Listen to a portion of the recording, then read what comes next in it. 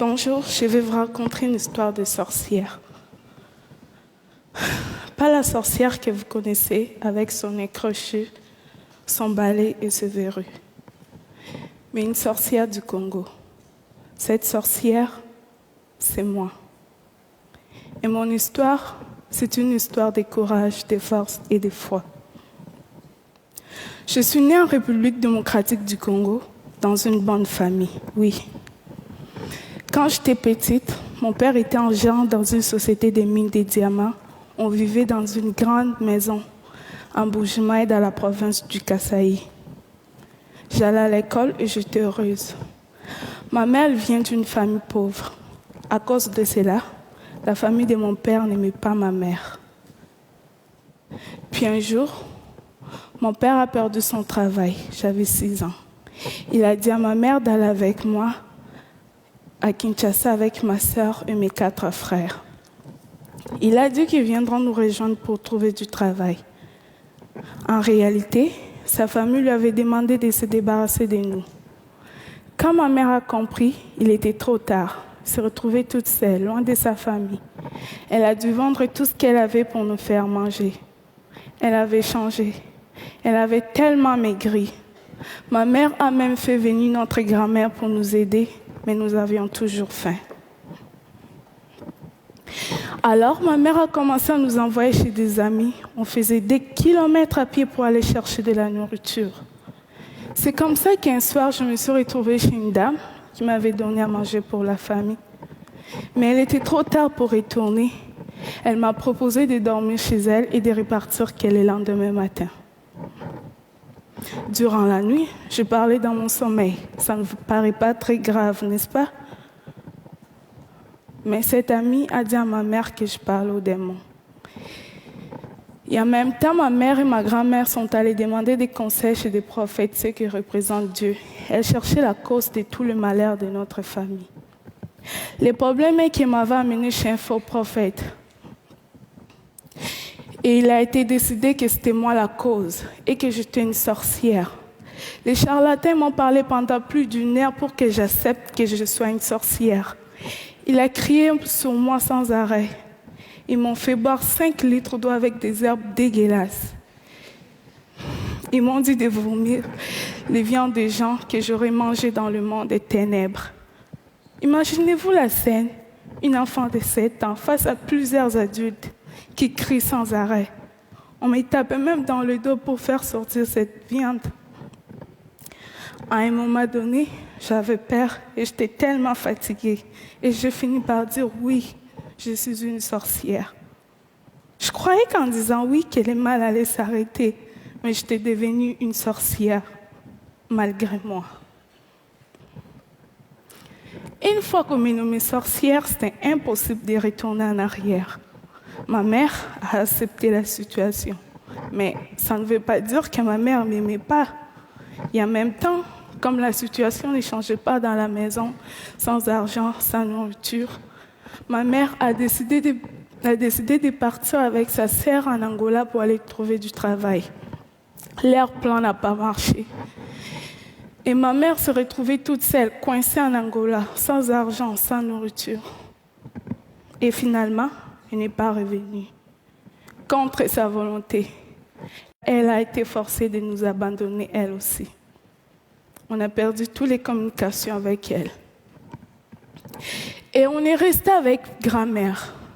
Pendant 2 ans, j'ai été traitée comme une sorcière. Les accusations, les cris, les jeûnes forcés, les piments dans les yeux. Elle disait que c'était moi la cause. Si ma mère n'appelait plus, elle pensait qu'elle était morte et que je l'avais sacrifiée. Elle a dit à tout le monde de ne pas m'aider, de ne pas me parler, de ne pas jouer avec moi. Dans mon quartier, on ne me laissait pas m'approcher des autres enfants. J'étais toute seule. J'étais pauvre. J'avais faim. Mais j'étais surtout pauvre d'amour. Et finalement, ma grand-mère, elle m'a chassée de la maison. Je suis devenue une chélier, une enfant de la rue. Dans la rue, on est comme des papillons. Là où le sommeil nous trouve, c'est là où on dort. Dans la rue, On devient des soldats pour survivre. On oublie la lecture et l'écriture pour apprendre à se battre. Dans la rue, j'ai vendu des lots, des arachides, j'ai fait des ménages. Mais à chaque fois que je voyais les autres enfants aller à l'école, je me rappelais des jours où j'étais heureuse. Je pleurais. Je me demandais si un jour je pourrais sortir de la rue. Puis un jour, ma chance a tourné. J'ai participé dans un documentaire Kinshasa Kids. On m'a payé et j'ai tout de suite voulu donner cet argent à ma famille. Car même dans la rue, dès que j'avais quelque chose, je passais aller voir ma famille pour leur donner. Ma grand-mère a pris de l'argent, elle m'a encore remis dans la rue. Plus tard, j'ai entendu parler d'un film canadien qui s'est tourné à Kinshasa. La même personne qui s'occupait du casting alors me connaissait, j'ai été invitée au casting. Je me suis retrouvée face au regard des enfants riches qui étaient là en édition. Même si j'avais envie de me sauver à cause de leur regard, je suis restée et j'ai tout donné pour avoir le rôle. Pour moi, c'était une façon de changer ma situation. J'ai eu le rôle principal dans le film. C'était bien cool. La production, ils m'ont mis dans une grande maison, je pourrais manger tous les jours et avoir tout ce que je voulais. Mais malgré tout ce qui se passait, j'étais triste. J'en ai parlé à Kim, le réalisateur. Ma vie était belle, mais mes frères et sœurs, ils étaient toujours dans la misère. Je ne me sentais pas bien quand je mangeais en sachant qu'ils avaient faim. Alors, l'équipe et Kim ont donné de l'argent à ma famille. Et quand l'équipe sont entrés chez eux, ils ne m'ont pas laissé comme ça. Ils ont trouvé une maison d'accueil et ils ont fait en sorte pour que je puisse retourner à l'école. Moi qui en rêvais depuis si longtemps. C'est là où cette histoire des sorcières devient un conte de fées. Le film a eu beaucoup de succès. Je suis passée des rues de Kinshasa au tapis rouge de festival. J'ai reçu même l'Ours d'argent en 2012 à Berlin. Le film a été même nominé aux Oscars. Et aujourd'hui, j'ai 18 ans et que j'ai reçu 18 prix dans le monde. Les Oscars, c'était cool. Mais pour moi, les plus beaux jours de ma vie, c'est celui pour la première fois, après des années dans la rue, je suis retournée à l'école. S'il y a des enfants dans la rue, partout dans le monde, c'est souvent parce que les parents n'ont pas eu les droits d'éducation. Comprenez-moi bien, le problème est profond. La pauvreté, c'est ce qui amène le manque d'éducation. Chez moi, envoyer les enfants à l'école, c'est un luxe. Mais sans éducation, on risque de se faire rencontrer n'importe quoi par les autres qui vous disent quoi faire et quoi penser. Ma mère n'était pas bête. C'est elle qui m'a appris comment pardonner et comment avoir confiance en soi-même. Mais elle s'est fait prendre dans un piège. Vous savez tous que l'éducation est importante.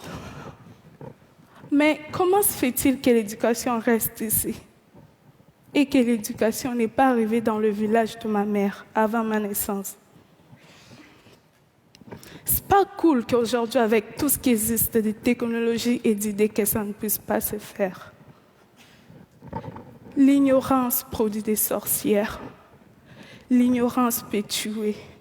Alors, pour chasser des sorcières, construisons des écoles. Moi, je m'en suis sortie. C'est parce que j'ai eu beaucoup de chance et de courage. Ce n'est pas le cas pour beaucoup d'enfants qui sont encore dans la rue. Ils attendent aussi que leurs rêves se réalisent. Alors, pour cela, il ne faut pas les oublier. J'ai eu aussi le courage de quitter Kinshasa à 17 ans. Et aujourd'hui, je vis au Québec dans une famille d'accueil. Je poursuis mes rêves, mes études et je reprends les temps qu'on m'avait volés.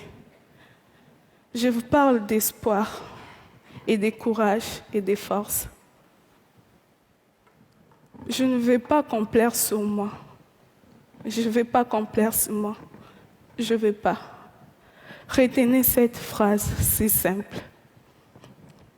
Aussi longtemps qu'elle est cœur bas, tout est possible. Merci.